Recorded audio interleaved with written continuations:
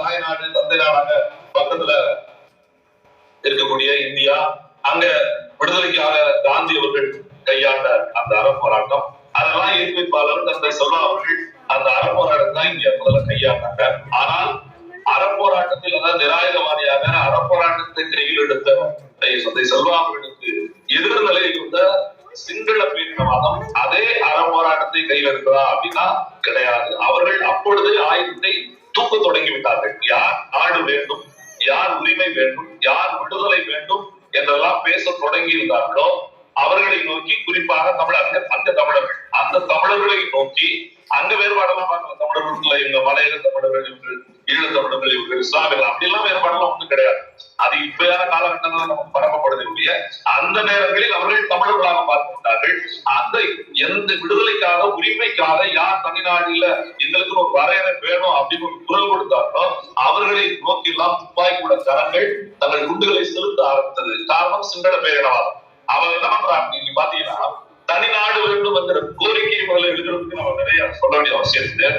ஏன் தமிழர்கள் பழகிமான இடத்துல ஆடு கேட்டாங்க அப்படிங்கிற ஒரு செய்தியை இன்னும் கூட நம்மளுடைய இளைய தலைமுறைகளுக்கு செலுத்தப்படுகிற ஒரு செய்தி, அதற்குமே நம்ம விளக்கம் கொடுக்க வேண்டிய அவசியம். அங்க நம்ம பழகி போன நாடு அப்படிலாம் ஒண்ணும் கிடையாது. வந்த சிங்களம் தான் அங்கே விளங்கி வந்தான் என்பதை நம்ம தெளிவாக நம்ம அடுத்த தலைமுறைக்கு கொண்டு செல்லணும்.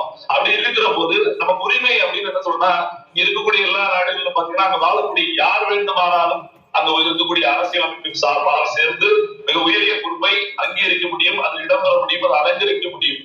ஆனால் ஈழத்தில், இலங்கையில் தமிழர்கள் ஒருபோதும் உயரிய பொறுப்பில் அலங்கரிக்கவே முடியாது. இது அவருடைய சட்டமாகவே, அவருடைய வரையறையாகவே இருந்து அங்கதான் சிக்கலை தொடங்குது.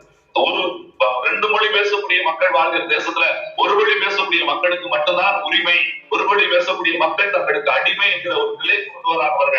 அங்கதான் தொடங்குகிறது முதல் விடுதலை குரல். அதை எழுப்பியவர் தந்தை செல்வா அவர்கள். ஆனால் அவர்களுக்கு எதிராக, அந்த போராட்டங்களுக்கு எதிராக சிங்கள பேரிடம் ஆயுதத்தை தூக்கி தூக்கி பதிலடி கொடுத்து கொண்டே இருந்தது. கிட்டத்தட்ட பெரிய அளவுல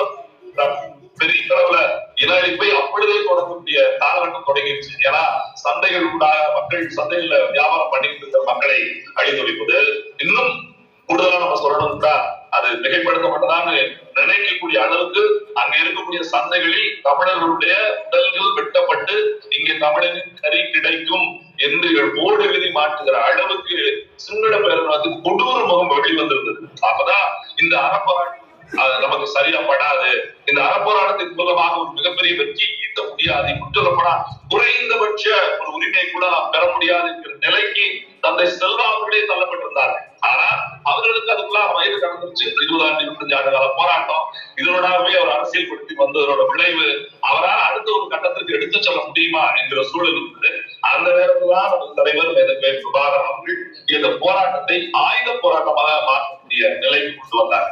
என்ன காரணம்னா, நான் முதல்ல சொன்ன மாதிரி எதிரி ஒரு இடத்துல நின்று ஒரு வேலையை பார்க்கிற போது அதே வேலையை நாம் செஞ்சாலும் அவர்களை தோக்கடிக்க முடியல, அந்த இடத்துல நம்ம கையெழுத்த முடியாது அப்படின்னா முதல்ல நம்ம கைகளில் ஆயுதத்தை திணித்ததே சிங்கள பேரினவாதம் தான். ஒரு நாட்டுக்கு எதிராக, ஒரு அரசுக்கு எதிராக மக்கள் துப்பாக்கி இருந்து போராட வேண்டிய அவசியம் எங்கிருந்து வருகிறது?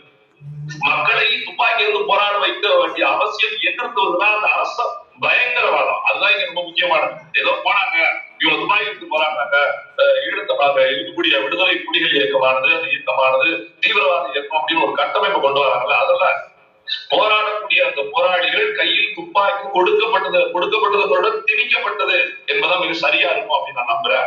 காரணம், சிங்கள பேரினவாதம் எடுத்த முன்னெடுப்பு அவர்கள் செய்த இனப்படுகொலை தமிழின் சுத்திகரிப்பு, இன சுத்திகரிப்பே செய்ய ஆரம்பிச்சாங்க. அங்க யார் வாழணும், யார் வாழக்கூடாது, யார் பெரும்பான்மையா இருக்கணும், எங்கெல்லாம் தமிழர்கள் பெரும்பான்மையாக இருந்தாங்களோ அங்க இன சுத்திகரிப்பு கொண்டு வந்து இன கலப்பை கொண்டு வந்து அவருடைய இனங்களை மேம்படுத்துவதன் மூலமாக அது ஒன்றுபட்ட, அது ஒரு மொழிக்கான என்று சொன்னா சிங்களவர்களுக்கான நாடாக இலங்கையை மாற்ற வேண்டும் என்கிற சூழல் வருகிற போதுதான் தனித்தமிழினம் என்ற ஒரு கோரிக்கையும், தமிழினமா என்ன, வடக்கு கிழக்கு மாகாணங்களை முன்னிருந்து அதை தமிழினமாக அறிவிக்க வேண்டும் என்கிற ஒரு மேலெழும்பிய குரல் அங்கு எதிரொலிக்க தொடங்கியது. அதன் விளைவாக மிகப்பெரிய போராட்டங்கள் தொடர்ச்சியாக சிங்கள படைகளுக்கும் இருக்கக்கூடிய இயக்கத்திற்குமான, தமிழீழ இயக்கத்திற்குமான போராட்டங்கள் தொடர்ச்சியாக நடந்து கொண்டே இருந்தது.